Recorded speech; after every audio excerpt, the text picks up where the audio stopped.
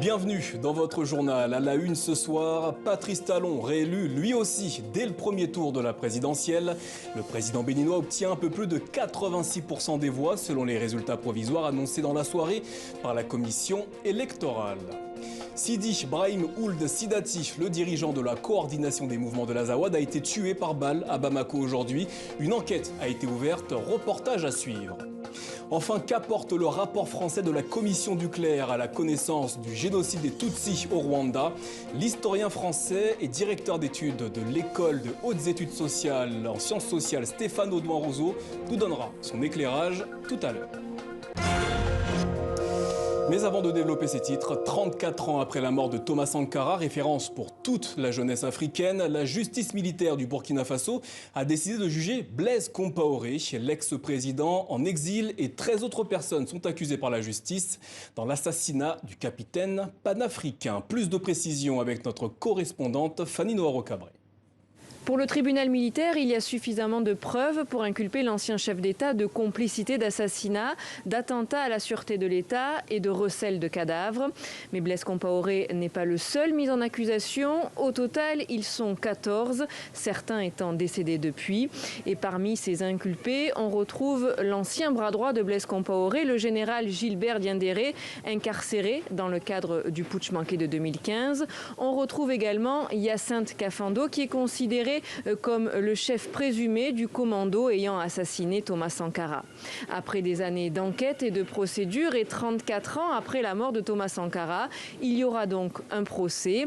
On ne connaît pas encore la date, mais ce procès pourrait se tenir prochainement, ont précisé ce mardi les avocats, mais se tenir sans la présence de Blaise Compaoré, exilé en Côte d'Ivoire. Ayant obtenu la nationalité ivoirienne, il ne peut être extradé et devrait donc être jugé par contumace. Patrice Talon, le président béninois, plus que jamais en route pour un second mandat. Les résultats du premier tour de la présidentielle ont été communiqués dans la soirée par la commission électorale. Nous sommes en direct avec notre correspondant Emilien David. Bonsoir Emilien. Avec 86% des voix, le président reste l'hôte du palais présidentiel de la Marina. Oui, Amaury, les résultats sont pour le moment provisoires, mais cela fait peu de doute tant son avance est grande. Patrice Talon a bien réussi son pari, une victoire dès le premier tour. Tout le long de cette campagne, il l'a martelé, il gagnerait, je cite, par chaos. Et cette victoire écrasante n'est pas une surprise non plus pour les Béninois, où je me trouve dans le centre du pays ce soir. Pas de foule en liesse, aucune démonstration de joie, à vrai dire, pas de réaction du tout, car pour beaucoup, le scrutin était joué d'avance. Il faut dire aussi que face à lui, ses adversaires ne pèsent pas bien lourd. Corentin Koé et Alassane Djimba Soumanou sont quasiment inconnus du grand public. Et la campagne, très courte, à peine 2 semaines et sans débat, ne leur a pas vraiment permis de se révéler. Mais ce soir, c'est surtout l'abstention qui marque cette élection. Le taux de participation n'est que de 50,17%, tout juste la moitié des électeurs.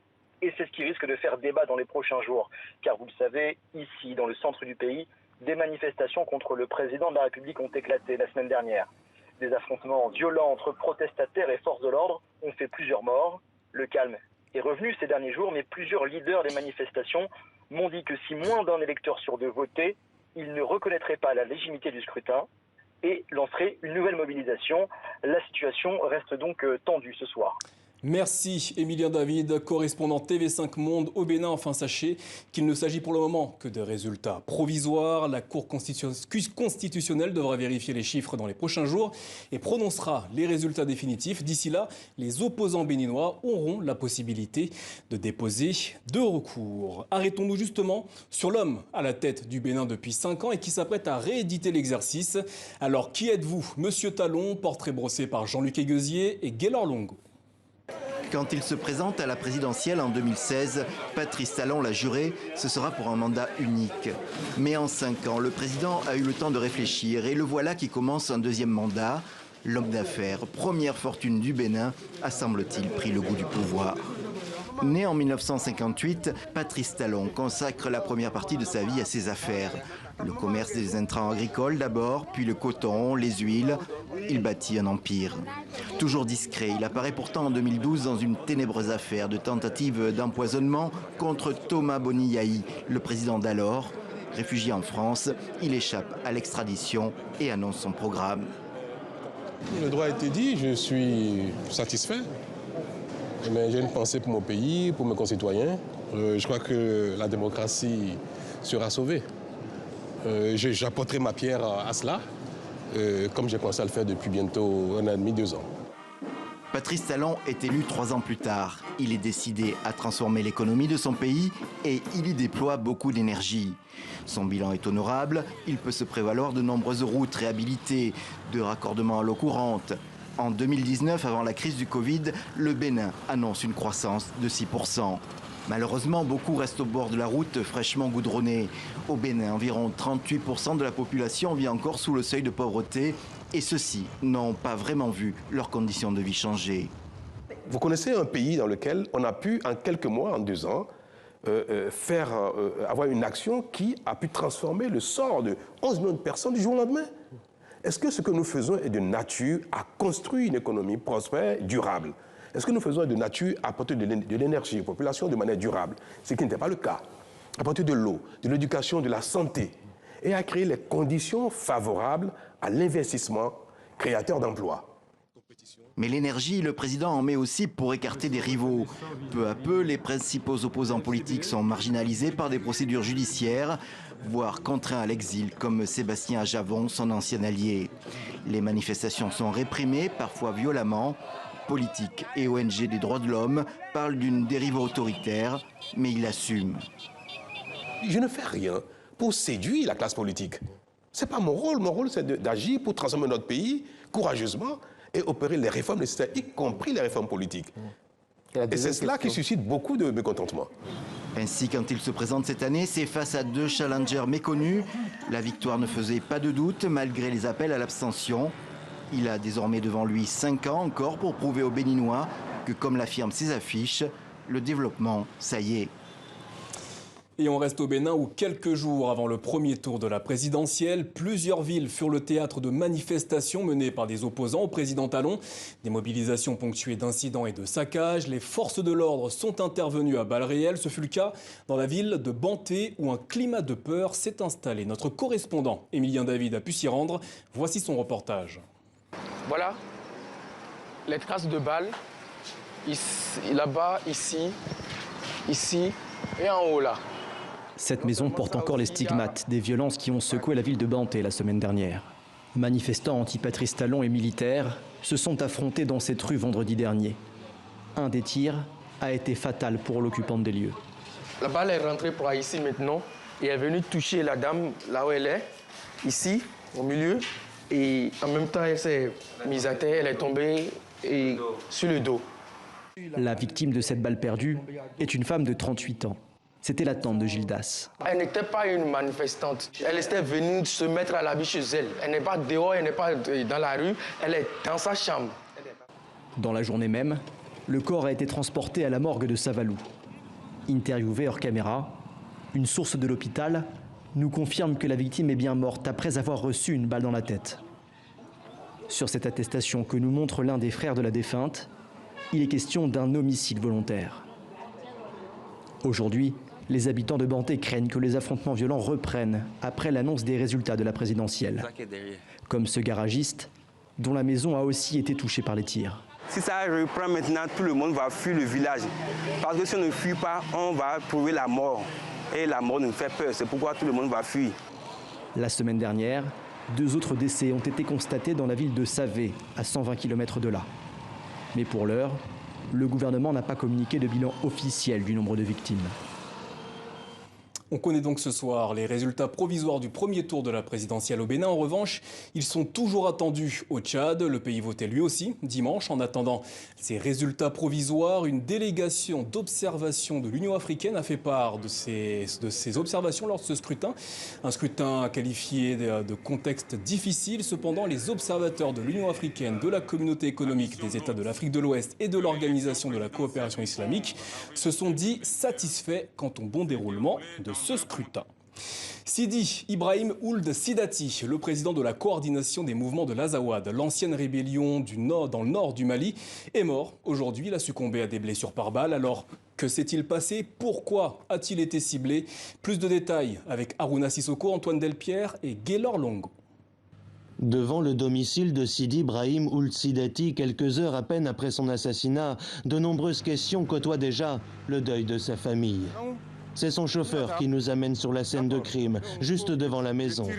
Témoin indirect, Mamadou Keïta raconte que le président de la CMA l'appelle ce matin peu avant 7 heures pour lui demander le numéro d'un technicien.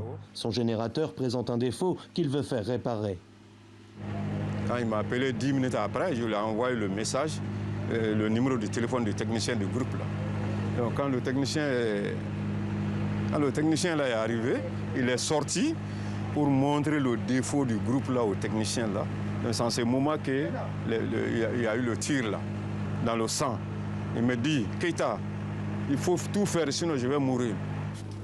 Tandis que le chauffeur arrivé sur place prévient les secours et s'occupe du technicien lui aussi touché, le fils de Sidi Brahim Ould Sidati emmène son père à l'hôpital américain de Bamako. C'est au bloc opératoire qu'il succombera à ses blessures. Sur place, chez lui, c'est la stupeur. Pourquoi assassiner le président de la coordination des mouvements de l'Azawad, la CMA? Qui? Dans quel but? Alors que les autorités maliennes ont annoncé l'ouverture d'une enquête, les proches du défunt mesurent le vide que Sidi Brahim Ould Sidati laisse derrière lui. C'est un coup très dur et pour nous et pour la famille et pour tous les processus de paix. C'est quelqu'un qui a beaucoup voulu vraiment aider ces pays, aider tous ces partis à vraiment ramener la paix. Figure de l'ex-rébellion du Nord, Sidi Brahim Ould Sidati était reconnu comme un homme de consensus. C'est au nom de la CMA, ce regroupement des mouvements armés hostiles à Bamako, qu'il avait signé le 20 juin 2015 l'accord de paix et de réconciliation d'Alger. Un accord difficile à mettre en pratique tant les relations avec le gouvernement malien restaient tendues. Cet assassinat intervient plusieurs semaines après la reprise à la mi-février à Kidal, au nord, des réunions du comité de suivi de l'accord d'Alger. Selon les observateurs, cette rencontre avait préfiguré d'un retour d'un climat de confiance. Après Michel Barnier hier, Michel Alliot-Marie et Dominique de Villepin comparaissaient aujourd'hui lors du procès du bombardement du camp français de Bouaké en Côte d'Ivoire. C'était en novembre 2004. 9 soldats français et un civil américain avaient péri lors de cette attaque. Les témoignages des deux anciens ministres n'ont pas permis de faire la lumière quant à l'étrange libération des auteurs présumés du bombardement. Les explications avec notre envoyé spécial au Palais de justice de Paris, Karine Barzegard. L'ex-ministre de la Défense, Michel Alliot-Marie, avait d'abord refusé de venir à la barre. Elle est finalement venue témoigner ce mardi à la demande expresse du président de la Cour. Elle est arrivée par une porte dérobée et son témoignage de 2 heures a été assez confus, avec des trous de mémoire, ce dont elle convient, et des contradictions au niveau des dates, des événements et des éléments de la chaîne de décision. Ce qu'il en ressort tout de même, c'est cette phrase qui dit tout, et je cite, « Le ministère de la Défense est un ministère d'exécution et le ministre est souvent plus informé qu'autre chose. » En gros, son ministère exécutait des décisions prises par d'autres au niveau de l'État. Dominique de Villepin, lui, s'est livré à un témoignage de virtuose avec la prestance et la verve de l'ancien avocat qu'il est. Un témoignage qui a pris par moments des allures de cours de droit constitutionnel ou de droit pénal international. Tout cela pour nous dire que son ministère, le ministère de l'Intérieur à l'époque, n'était absolument pas concerné par cette affaire. Selon lui, les ministères concernés étaient les affaires étrangères et la défense, avec l'Élysée, ce qu'il appelle un triangle politique de responsabilité dont il s'exclut alors qu'il était à l'époque très proche de Jacques Chirac et très au fait du dossier ivoirien. Quant à l'ex-premier ministre Jean-Pierre Raffarin, il parle, lui, de dysfonctionnement administratif et de léthargie générale au niveau de l'État. Des déclarations qui ont déçu les parties civiles. Les services de renseignement de l'époque, soit la DGSE ou la DRM, ils s'envoient la balle entre eux. Et après, ils s'envoient la balle. Et les politiciens, ils se protègent entre eux. C'est notre ressenti à nous. C'est mon ressenti personnel. C'est aussi le sentiment des veuves, des mères et des enfants des 9 soldats français tués lors du bombardement de Bouaké. J'ai pu échanger avec un certain nombre d'entre eux. Le sentiment, c'est une grande déception, bien sûr, mais aussi de la colère, voire même du dégoût. L'une des mères m'a même dit « j'ai envie de vomir ». Car à ce stade, 2 semaines et demie après l'ouverture du procès de Bouaké, les parties civiles n'ont toujours aucune réponse à leurs questions.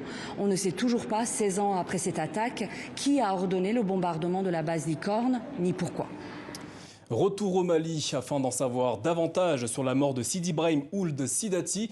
Nous sommes en direct de Bamako avec Serge Daniel, journaliste et directeur de la lettre confidentielle du Mali. Bonsoir Serge Daniel. Que représentait Sidi Brahim Ould Sidati sur la scène politique malienne ? Ah oui, c'est un personnage très important, Ould Sidati. D'abord, vous savez, c'est un ancien élu d'une localité du nord-ouest du Mali. Il est originaire de la région de Tombouctou. Et puis, il est devenu le président du mouvement arabe de l'Azawad qui s'est scindé. Il y a eu un côté, une frange de ce mouvement qui allait du côté gouvernemental et l'autre qui allait du côté de l'ex-rébellion. Et lui, justement, il est allé du côté de l'ex-rébellion. Et actuellement, comme vous le savez, il était le président en exercice de la CEMA. C'est au nom de la CEMA, la coordination des mouvements de l'Azawad, vous voyez les images là, qu'il a signé le 20 juin 2015 l'accord de paix de réconciliation d'Alger avec le gouvernement de Bamako. Donc c'est un personnage important qui vient d'être tué, d'être assassiné à Bamako. On a tiré sur lui, comme vous le savez, devant son domicile et il est décédé. Il a succombé de blessures dans une clinique de la capitale malienne. Sidi Brahim Ould Sidati, comme vous l'avez dit, avait signé au nom de la CMA l'accord dit d'Alger, c'était en 2015. Sa mort pourrait-elle avoir des conséquences quant à son application ?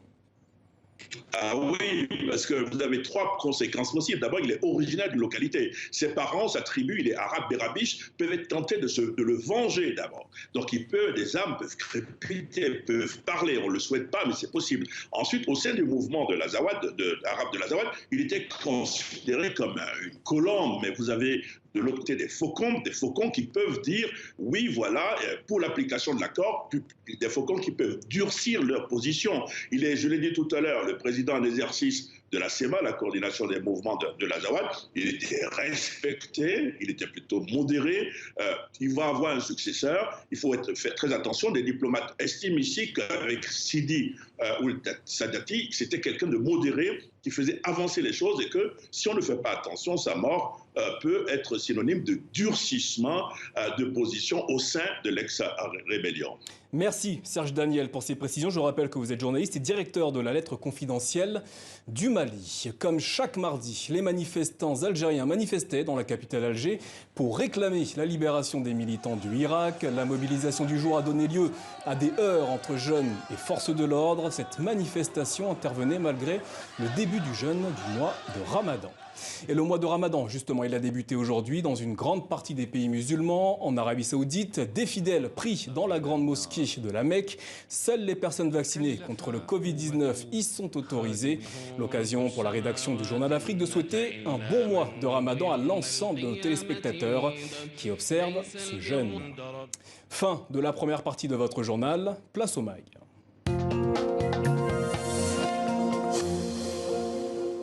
Depuis mercredi dernier, le Rwanda commémore le génocide des Tutsis. En 1994, environ 800 000 personnes furent tuées selon l'ONU.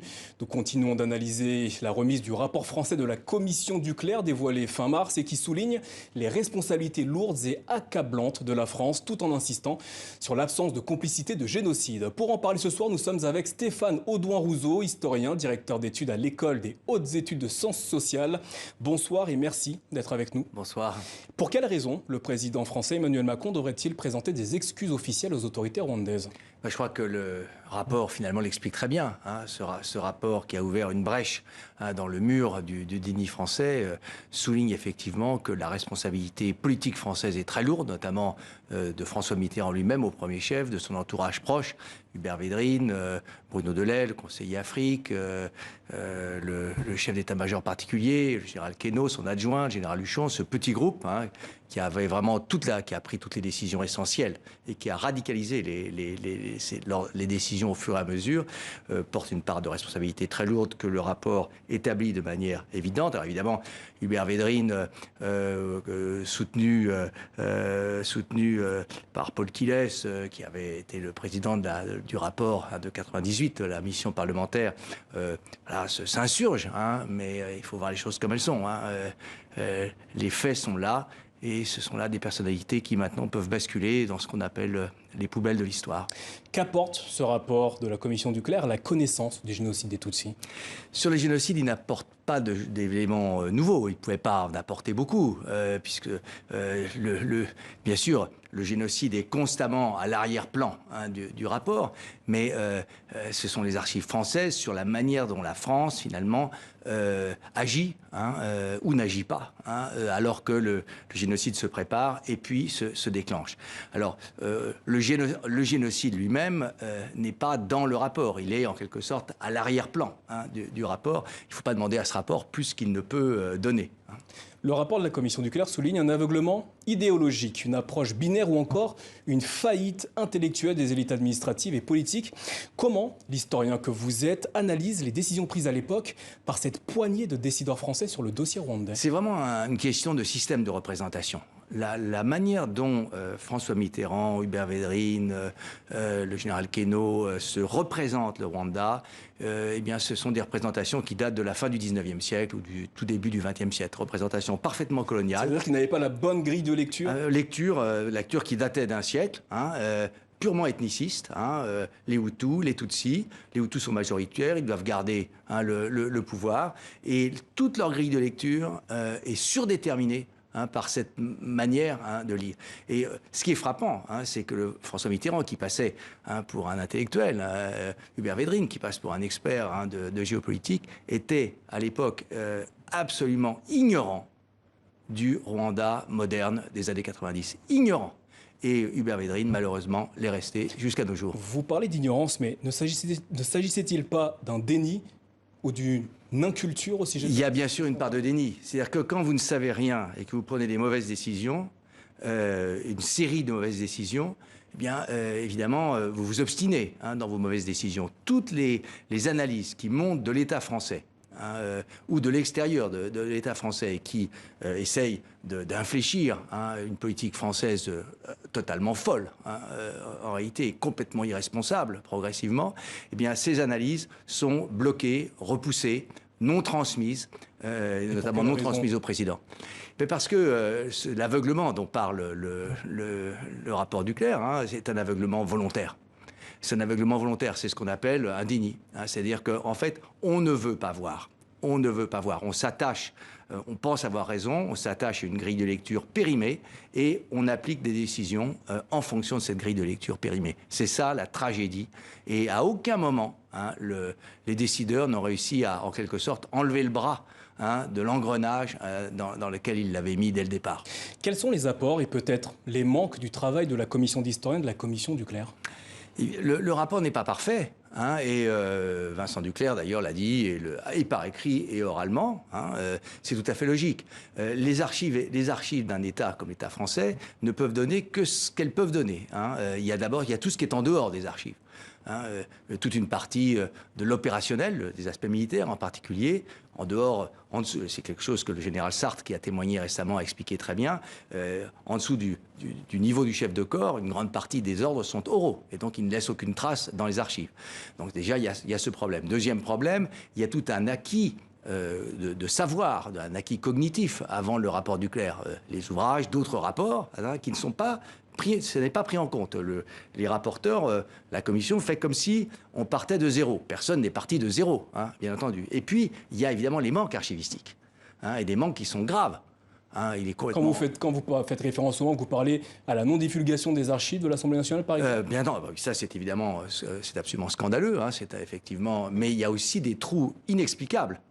Là, dans le cas de l'Assemblée nationale, ça peut s'expliquer, mais il y a des trous inexplicables. Que les archives de Jean-Christophe Mitterrand, qui était donc le premier conseiller Afrique, donc avant Bruno Delay, est complètement disparu, est stupéfiant. Que les archives du chef d'état-major particulier, le général Queneau, aient disparu presque complètement. Il n'y a que les notes à François Mitterrand. Tout ce qui est en dessous a disparu. C'est inadmissible. Et que les archives du premier PIMA, qui a joué un rôle très important au Rwanda, aient disparu, qu'elles ne soient pas aux archives à Vincennes, mais qu'elles ne soient pas non plus sur les lieux du premier PIMA, c'est inadmissible. Et vous avez ainsi, vous voyez, des trous qui, comme par hasard, sont des trous à des endroits très gênants. Et donc, évidemment, et d'ailleurs, le rapport, avec honnêteté, signale ces trous, s'en étonne, mais il a fait avec ce qu'il avait, et donc les résultats sont néanmoins assez marquants. Estimez-vous que le rapport de la commission Duclerc met un point final à tout ça, ou alors est-ce le début d'une nouvelle étape? C'est une brèche est ouverte. Une brèche peut toujours se refermer, il faut être vigilant. une brèche est ouverte dans le mur du déni français. La parole s'est libérée d'acteurs de premier plan, Alain Juppé, le général Sartre, le général Varret, le colonel, le colonel Galinier, qui était l'attaché militaire du poste français au début de la période. Tout ça est très important. Il manque quelque chose. Et ce qui manque, c'est le président de la République. Il manque une prise de parole du président de la République qui endosserait, en quelque sorte, cette vérité, cette vérité sur la politique française menée au cours de la période 90-94 pour que l'on entre vraiment définitivement dans une période nouvelle. Et cette probable prise de parole du président Emmanuel Macron pourrait-elle être susceptible d'ouvrir une nouvelle page entre Paris et Kigali ? Certainement. La page est déjà commencé d'être ouverte. Kigali a déjà été informé du rapport, l'a accueilli favorablement. Le président Kagame l'a dit lors de son discours du 7 avril. C'était assez surprenant par rapport à d'autres discours lors des années précédentes. Il manque, à mon avis, quelque chose. Il manque des excuses. Il manque des excuses françaises. Merci Stéphane Audouin-Rouzon d'avoir répondu à nos questions ce soir. Merci à vous de nous avoir suivis. On se retrouve demain. Belle soirée à tous sur TV5 Monde.